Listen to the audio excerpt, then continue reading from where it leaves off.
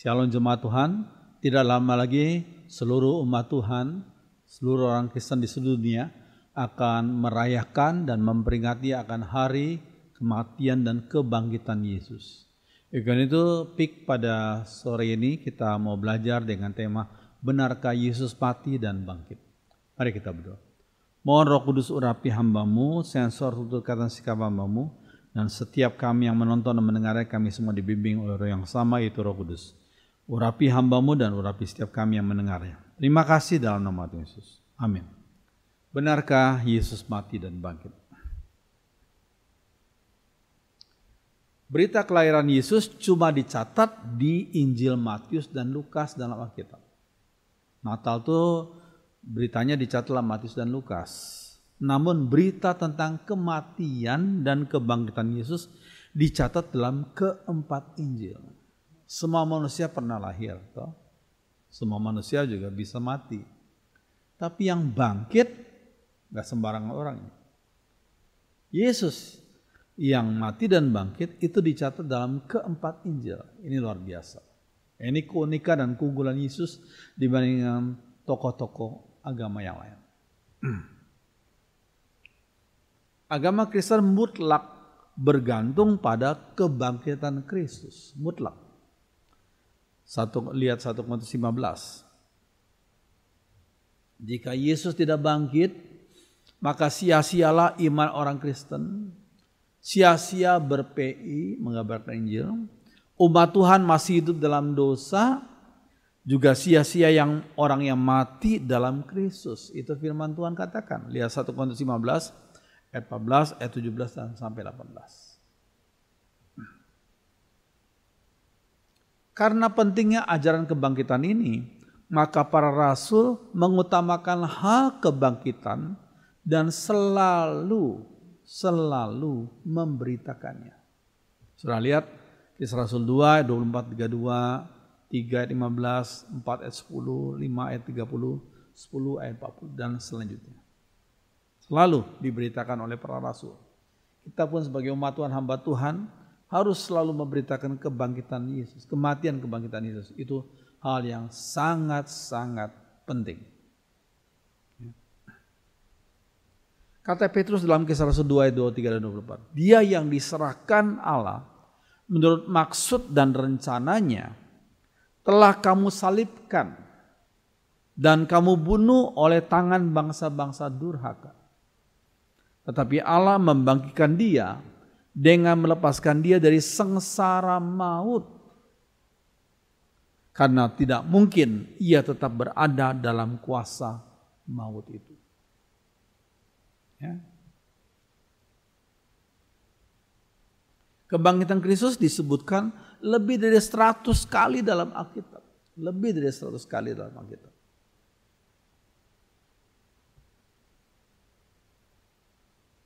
Jemaat Kristus dibentuk atas kepercayaan pada kebangkitan Kristus. Lihat Kisah Rasul 4 ayat 33. Walau pada waktu itu umat Tuhan mengalami banyak aniaya. Justru peristiwa kematian dan kebangkitan Yesus sungguh-sungguh menjadi penghiburan kekuatan iman bagi umat Tuhan yang sedang dianiaya waktu itu. Satu keyakinan, satu kepastian keselamatan, kepastian akan hidup kekal. Disampaikan lewat peristiwa yang sungguh-sungguh nyata, peristiwa kematian dan kebangkitan Yesus yang adalah bersifat sejarah itu, bukan dongeng. Kisah Rasul 4:33. Dan dengan kuasa yang besar, rasul-rasul memberi kesaksian tentang kebangkitan Tuhan Yesus dan mereka semua hidup dalam kasih karunia yang melimpah-limpah. Kesaksian tentang kebangkitan Tuhan Yesus. Pada waktu jemaat Kristus mulai berdiri, tidak ada orang dapat membuktikan bahwa Tuhan Yesus tidak bangkit. Nggak ada orang. Pada waktu jemaat Kristus mulai berdiri, yaitu pada abad pertama itu. Ya. Pada waktu jemaat Tuhan mulai berdiri, nggak ada orang yang dapat membuktikan bahwa Tuhan Yesus tidak bangkit. Ini penting sekali. Sebenarnya kehormatan Yesus ditegakkan dan diteguhkan di atas kebangkitannya. Kalau Yesus mati dan tidak bangkit, ya dia seperti orang lain. Dia hanya seperti tokoh agama lain. Tapi karena beliau mati dan bangkit dan tidak mati lagi, beliau berarti jauh lebih unggul daripada tokoh agama lain yang adalah manusia biasa. Dan para tokoh politik sekalipun, karena mereka mengakhiri hidupnya dalam kematian dan tidak bangkit. Tapi Yesus lain. Yesus mati, 3 hari kemudian bangkit dan tidak mati lagi. Puji Tuhan. Sesudah bangkit, Tuhan Yesus masih tinggal selama 40 hari di atas bumi. 40 hari. Ini agar dirinya yang bangkit itu disaksikan oleh banyak orang dan tidak dapat ditolak lagi. Disaksikan oleh banyak orang dan tidak dapat ditolak lagi. Tentang realita itu.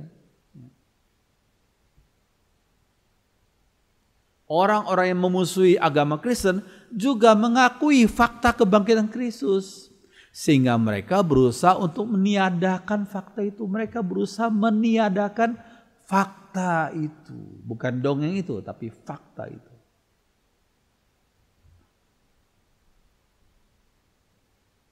Cara kebangkitan Yesus Kristus, bagaimana? Manusia Yesus benar-benar mati. Manusia Yesus benar-benar mati. Di dalam Perjanjian Baru, semua Injil bersaksi dengan satu suara bahwa manusia Yesus benar-benar menderita dan mati di kayu salib. Manusia Yesus, ya. Tidak ada keraguan sedikit pun. Bahkan cerita tentang penderitaan dan penyaliban Yesus dituliskan dengan begitu detail serta panjang lebar dalam keempat Injil. Silakan pelajari Matius, Markus, Lukas, Yohanes. Cerita tentang penderitaan dan penyaliban Yesus dituliskan dengan begitu detail serta panjang lebar. Puji Tuhan. Semua kawan maupun lawan berpendapat bahwa Yesus benar-benar mati di kayu salib. Nah itu. Semua kawan dan lawan berpendapat, ya, karena mereka menyaksikan yang hidup pada zaman Yesus hidup di dunia ini, ya. Semua kawan maupun lawan berpendapat bahwa Yesus benar-benar mati di kayu salib.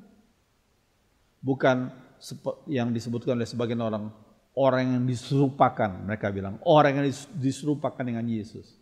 Gak ada itu, ya. Tapi semua kawan dan maupun lawan pada waktu Yesus hidup di dunia ini, ya, manusia Yesus hidup di dunia ini, ya, 2000 tahun yang lalu, berpendapat bahwa Yesus benar-benar mati ke salib. Matius 27 ayat 50 sampai 52. Yesus berseru pula dengan suara nyaring, lalu menyerahkan nyawanya. Dan lihatlah tabir bait suci terbelah dua dari atas sampai ke bawah. Dan terjadilah gempa bumi dan bukit-bukit batu terbelah dan kuburan-kuburan terbuka dan banyak orang kudus yang telah meninggal bangkit.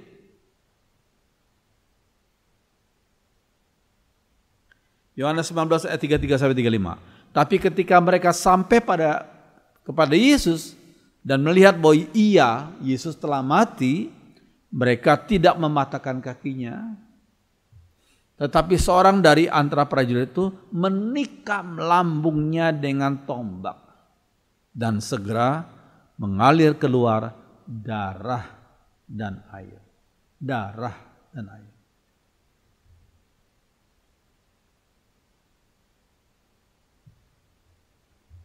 Banyak orang menjadi saksinya. Bukan hanya 1-2, banyak orang menjadi saksinya. Kepala pasukan, prajurit-prajurit, bahkan Pilatus mengakui bahwa Yesus telah mati. Bukan dikatakan ada orang yang diserupakan dengan Yesus. Enggak. Itu kematian Yesus disaksikan oleh banyak orang. Termasuk murid-murid yang menurunkan mayat Yesus dari salib itu dan menguburkannya. Ya. Dan Pilatus sebagai hakim mengakui bahwa Yesus telah mati. Lihat Markus 15, Yohanes 19.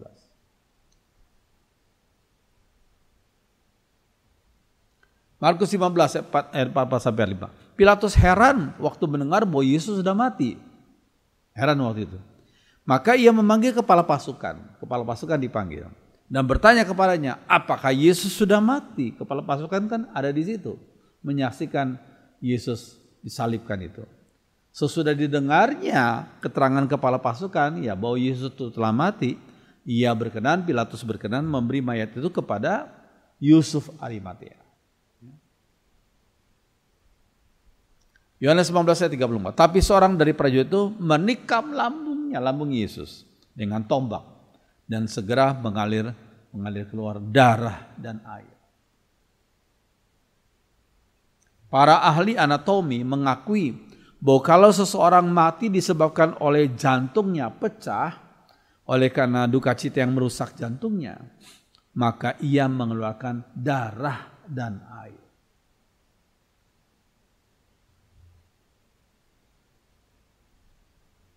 Yesus dibangkitkan secara tubuh jasmani, bukan maya, bukan tubuh jasmani. Tubuh kebangkitannya itu adalah tubuh yang nyata, bukan maya, nyata. Dan dapat diraba. Itu tubuh kebangkitan Yesus. Nyata dan dapat diraba. Tubuh kebangkitan umat Tuhan akan serupa dengan tubuh kebangkitan Yesus. Ya. 1 Yohanes 3:2. Namun kita tahu bahwa kalau Kristus datang kedua kali ya, kita akan menjadi seperti Dia. Sebab kita akan melihat Dia dalam keadaannya yang sebenarnya. Kita akan menjadi seperti Dia. Jadi berarti tubuh kebangkitan umat Tuhan akan serupa dengan tubuh kebangkitan Yesus. Ada banyak persamaan antara tubuh sebelum Ia dibangkitkan dengan setelah Ia dibangkitkan. Ada banyak persamaan. Sehingga Ia dapat dikenali oleh murid-muridnya. Lihat Yohanes 20 ayat 24 sampai 29. Demikian pula orang-orang saleh akan saling mengenal dalam surga, akan saling mengenal. Walaupun kita hidup pada zaman ini abad 21, Rasul Petrus hidup pada abad pertama, waktu kita ketemu di surga kita bisa saling mengenal. Kita bisa saling mengenal dengan Rasul Paulus, dengan para tokoh-tokoh gereja, ya. Kita bisa saling mengenal, ya. Karena pengetahuan kita akan disempurnakan di sana. Dalam 1 Korintus 13 itu ya. Oke, Yohanes 20 ayat 19 dan 20. Ketika hari sudah malam pada hari pertama minggu itu, berkumpullah murid-murid Yesus di suatu tempat dengan pintu-pintu yang terkunci. Karena mereka takut kepada orang-orang Yahudi. Pintunya udah dikunci. Pada waktu itu datanglah Yesus. Pintunya udah dikunci tapi Yesus bisa datang. Dan berdiri di tengah-tengah mereka. Dan berkata, damai sejahtera bagi kamu. Nah sesudah berkata demikian, ia menunjukkan tangannya dan lambungnya kepada mereka. Tangannya yang pernah ditusuk paku. Ya. Lambungnya yang pernah ditusuk dengan tombak. Ia menunjukkan tangannya dan lambungnya kepada mereka. Murid-murid itu bersuka cita karena mereka melihat Tuhan. Bukan Tuhan dalam bentuk maya, tapi Tuhan dalam bentuk tubuh jasmani yang sudah bangkit. Puji Tuhan. Tubuh kebangkitannya mempunyai sifat-sifat surgawi, yakni dapat menerobos kubur. Tubuh kebangkitannya mempunyai sifat-sifat surgawi, dapat menerobos kubur tanpa menggulingkan batunya. Ya. Dan menembus pintu-pintu yang tertutup, Yohanes 20 itu. Ya.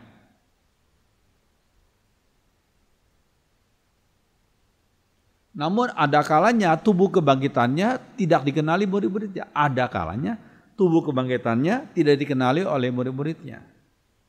Lukas 24 ya. Yohanes 21 ayat 4 sampai 7. Ketika hari mulai siang, Yesus berdiri di pantai. Ini setelah Yesus bangkit ya. Akan tapi murid-murid itu tidak tahu bahwa itu adalah Yesus. Kata Yesus kepada mereka, "Hai anak-anak, adakah kamu mempunyai lauk pauk?" Jawab mereka, "Enggak ada." Mereka masih belum kenalin itu Yesus, ya, yang sudah bangkit itu. Lalu kata Yesus kepada mereka, "Tebarkanlah jalamu di sebelah kanan perahu, maka akan kamu peroleh." Lalu mereka mau nebarkannya dan mereka tidak dapat menarikkan lagi karena banyaknya ikan. Maka murid yang dikasih Yesus itu, yaitu Yohanes itu, berkata kepada Petrus, "Itu Tuhan." Mereka mengenali suara Yesus, ya, mereka mengenali akan kuasa Yesus yang bisa melakukan mujizat itu. Ya.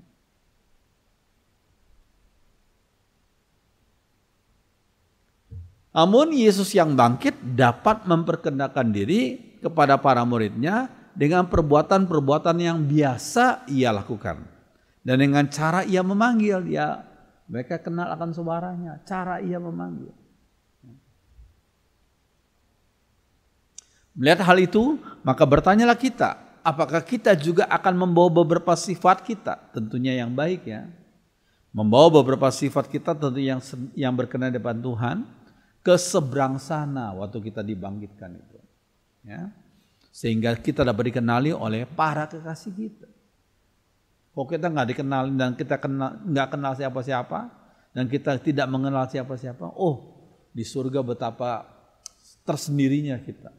Di antara begitu banyak orang dari segala zaman masuk surga, kita bingung, kita nggak saling kenal. Wah, betapa tersendirinya kita.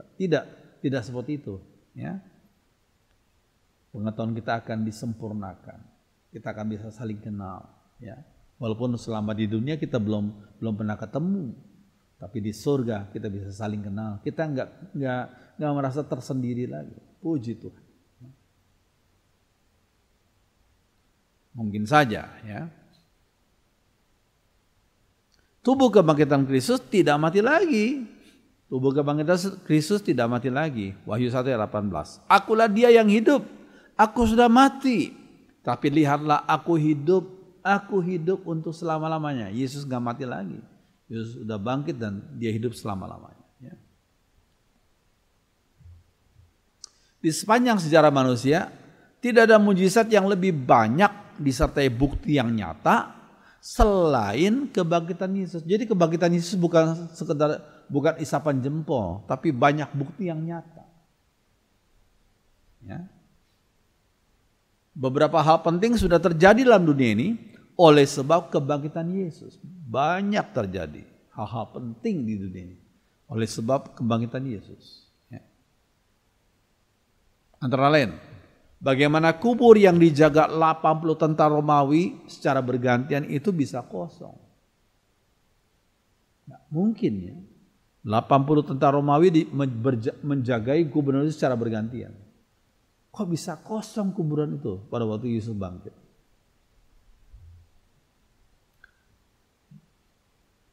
Dalam Alkitab tercatat minimal 11 kali penampakan Yesus setelah kebangkitannya di hadapan ratusan orang. 11 kali minimal penampakan Yesus setelah kebangkitannya di hadapan ratusan orang. Bandingkan di pengadilan, kesaksian dari 2 atau 3 orang saja sudah cukup membuktikan bahwa itu benar. Kesaksian 2 atau 3 orang. Ini 11 kali penampakan di hadapan ratusan orang. Yesus bangkit. Ya. Hal penampakan Yesus yang berulang kali itu dilakukan untuk meneguhkan iman umatnya. Jadi bukan isapan jempol belaka. Tapi itu memang realitas sejarah. Ya. Iman umatnya diteguhkan.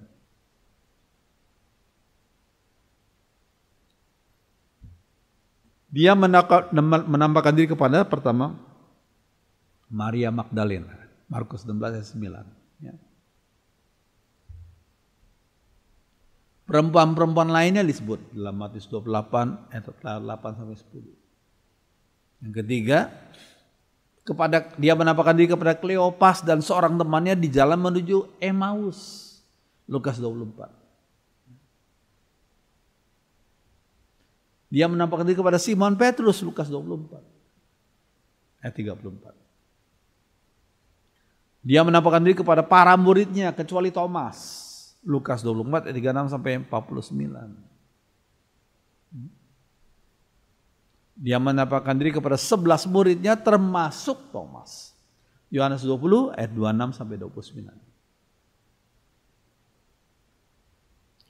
Dia menampakkan diri kepada para muridnya di pantai Tiberias, Yohanes 21. Ya. Dia menampakkan diri di hadapan lebih dari 500 orang. 1 Korintus 15. Lebih dari 500 orang. Dia menampakkan diri kepada Yakobus, 1 Korintus 15 ayat 7. Dia menampakkan diri kepada 11 murid di Galilea diserta dengan amanat agung, pergilah kamu seluruh dunia beritakan Injil. Matius 28. Ya. Dia menampakkan diri kepada 11 murid di dekat Betania, Lukas 24, salah satu.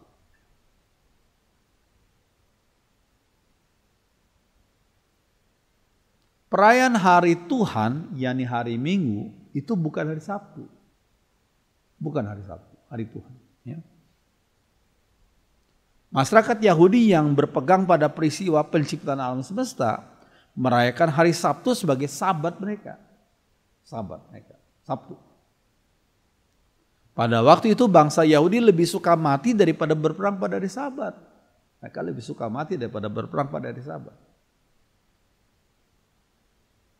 Namun setelah kebangkitan Yesus, umat Tuhan beribadah pada hari Minggu untuk memperingati akan kebangkitan Yesus. The resurrection of Jesus. 1 Korintus 16 ayat 2. Pada hari pertama setiap minggu, yaitu hari Minggu, hendaklah saudara semuanya menyisihkan uang masing-masing sesuai dengan pendapatannya. Jadi umat Tuhan beribadah pada hari Minggu itu mulai abad pertama itu. Ya, jemaat Korintus mereka beribadah pada hari Minggu. Hari pertama setiap minggu. Selain itu, gereja Tuhan bisa tetap eksis, tetap ada, walaupun alami banyak aniaya, bahkan dapat berkembang secara luar biasa. Ingat janji Tuhan dalam Matius 16 ayat 18. Tuhan Yesus pernah berkata, dan aku pun berkata kepadamu, engkau adalah Petrus, dan di atas batu karang ini, yaitu di atas pengakuan Petrus bahwa Yesus adalah Mesias, anak Allah yang hidup.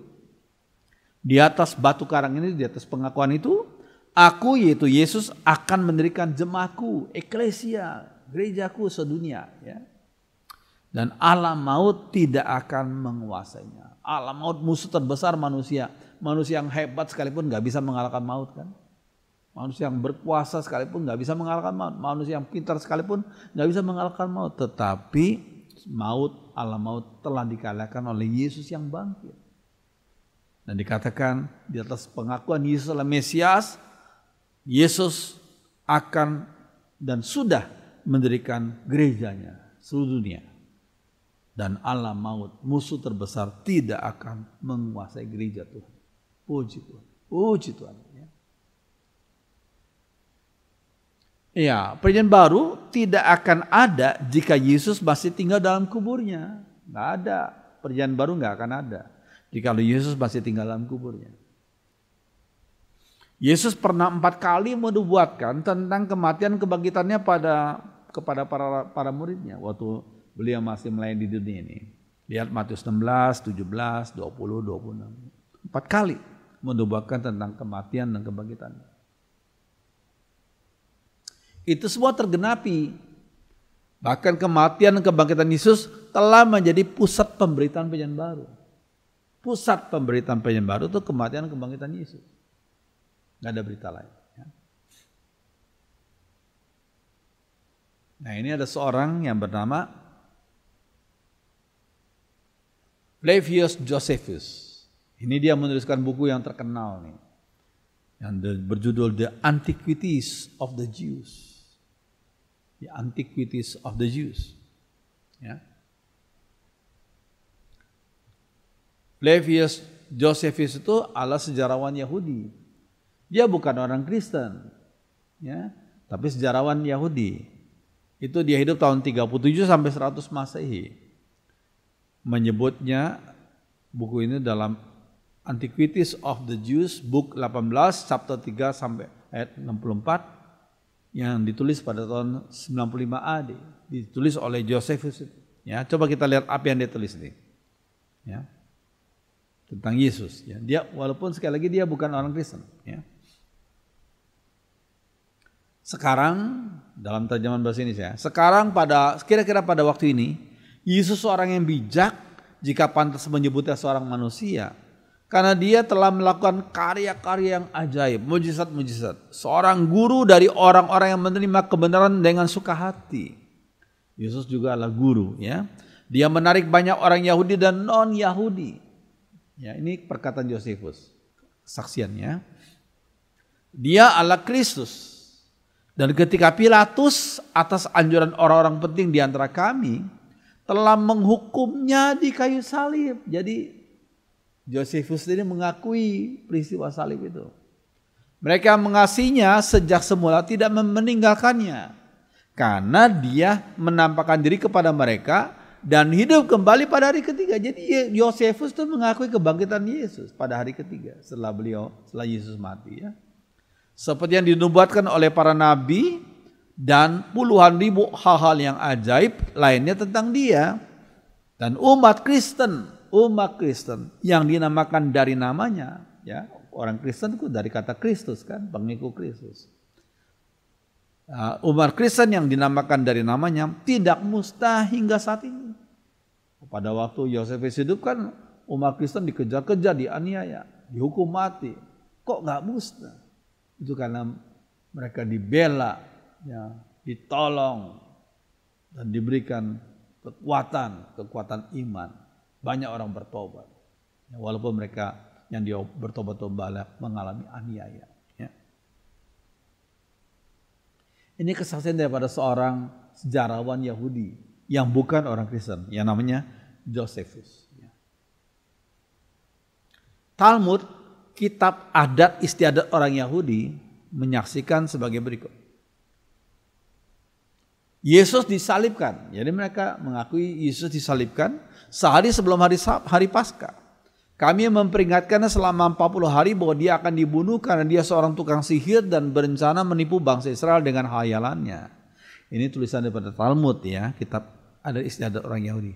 Ya, walaupun mereka mengatakannya dengan semacam mungkin ada kebencian, tapi mereka mengakui akan fakta Yesus disalibkan itu. Ya. Barang siapa yang hendak mengikutinya diminta untuk membelanya, dan karena tidak ada yang mau membelanya, dia disalibkan sebelum Paskah. Jadi Talmud mengakui Yesus itu disalibkan. Ya. Di dalam mempelajari sejarah, ini prinsipnya, biasanya dokumen yang lebih tua usianya lebih dipercayai, lebih trustworthy daripada dokumen yang lebih muda usianya. Saya ulangi, dalam mempelajari sejarah, biasanya dokumen yang lebih tua usianya lebih dipercayai daripada dokumen yang lebih muda usianya. Tulisan dari para rasul di Perjanjian Baru sebagai saksi-saksi hidup sejarah, kesaksian Josephus tadi dan kesaksian Talmud usianya lebih tua beberapa abad. Dan bobot historisnya seyogyanya lebih dipercayai oleh masyarakat dunia daripada satu kitab lain yang dianggap suci yang ditulis 6-7 abad kemudian, yang coba berusaha menolak akan fakta sejarah kematian Yesus.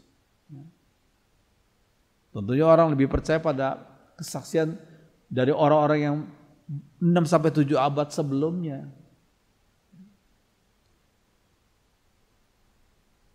Jadi sekali lagi kematian dan kebangkitan Yesus adalah fakta sejarah, bukan isapan jempol belaka. Ya. Amin. Biarlah firman Tuhan yang kita sudah pelajari menjadi berkat dan mempersiapkan saudara untuk memperingati dan merayakan hari Jumat Agung dan Paskah. Mari kita berdoa.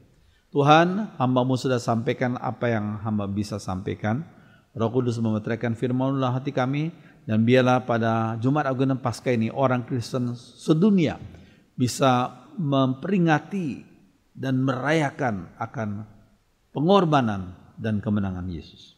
Puji Tuhan, biarlah Tuhan berbicara kepada kami semua yang mendengarkannya, dan biarlah Tuhan Yesus sendiri yang dimuliakan. Puji Tuhan, dalam nama Tuhan Yesus. Haleluya. Amin.